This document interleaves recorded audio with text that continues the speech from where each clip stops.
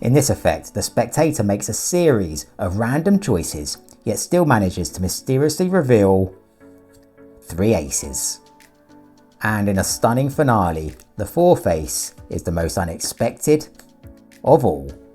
This is guaranteed to amaze. This is CoachTrick.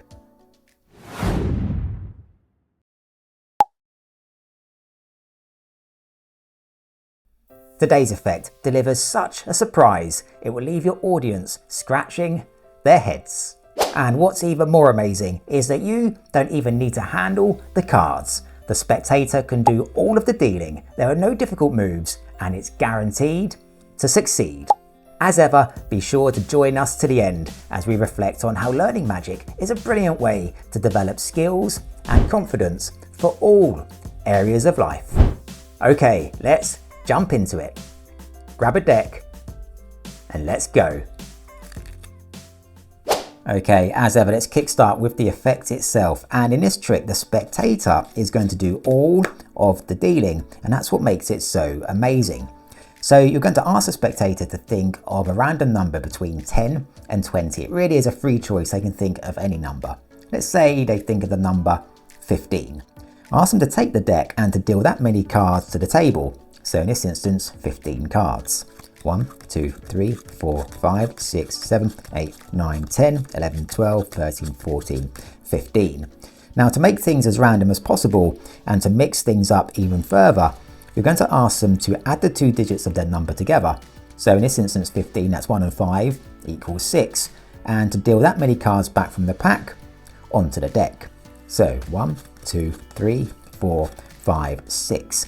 They can place these aside and you can ask them to take the deck and you can remind them that this now consists of a random number of cards as a result of their randomly selected number.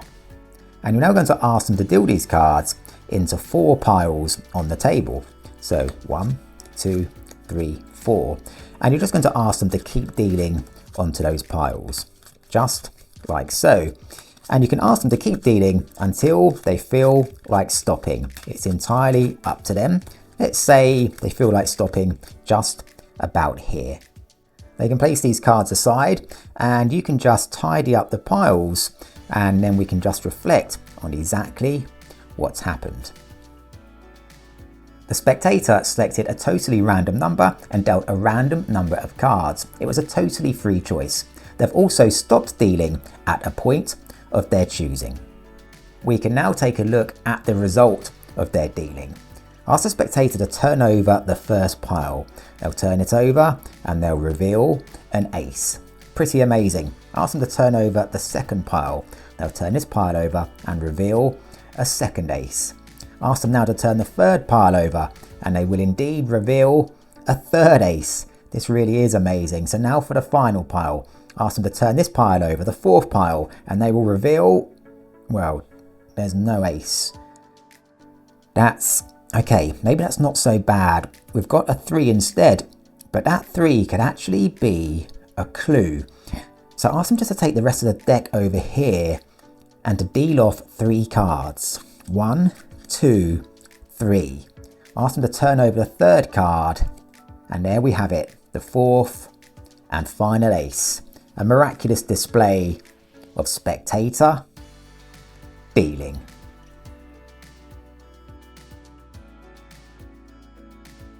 Okay, so let's take a look at the secret to this effect, and there's just a very basic bit of setup to start, and here's what it looks like.